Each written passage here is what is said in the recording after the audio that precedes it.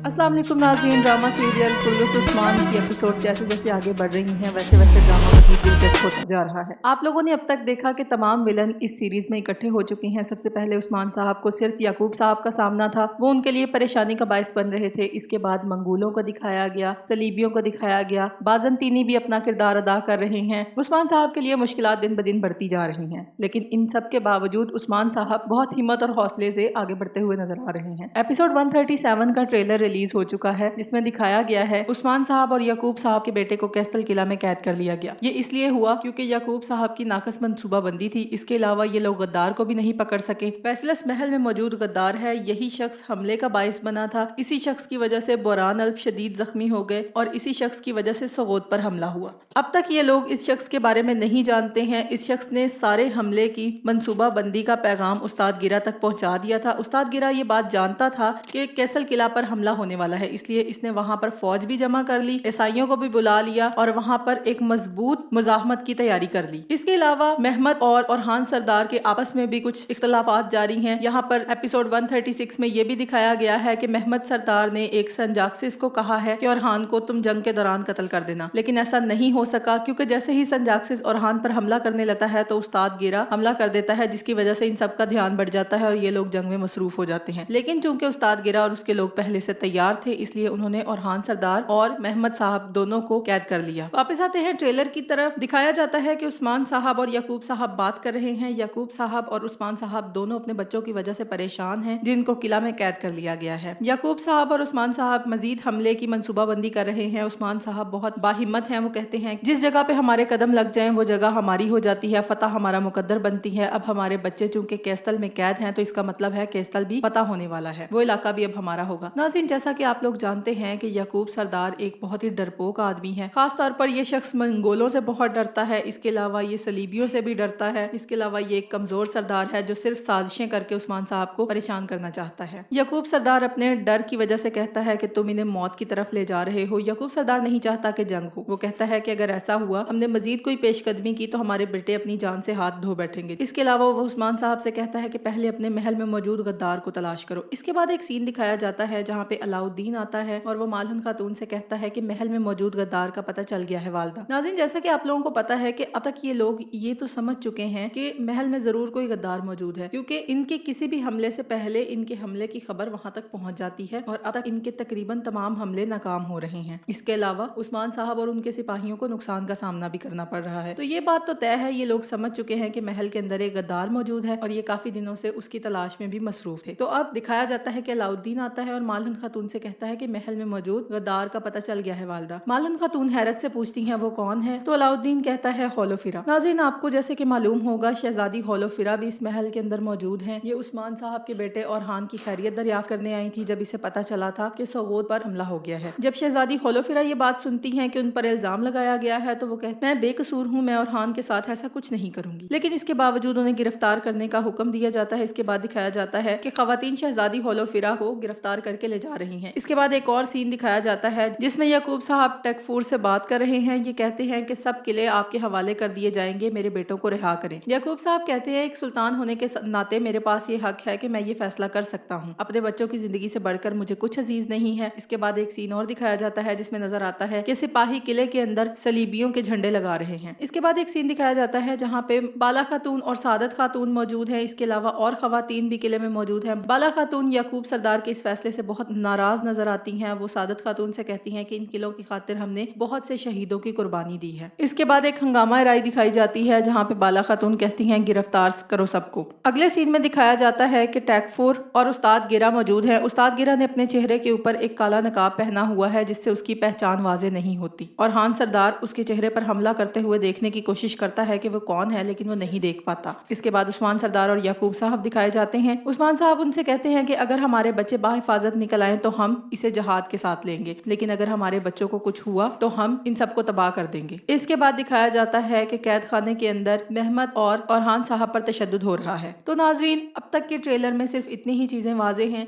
अब ये चीज तो देखी जा सकती है कि उस्मान साहब एक जंग की तरफ बढ़ने वाले हैं। जैसे जैसे इस सीरीज की मजीद एपिसोड आ रही हैं वैसे वैसे ये सीरीज मजीद इंटरेस्टिंग होती जा रही है। मजीद इंटरेस्टिंग एपिसोड्स के लिए स्टे ट्यून्ड और तब तक के लिए अपना ख्याल रखें। अल्लाह हाफ़िज़।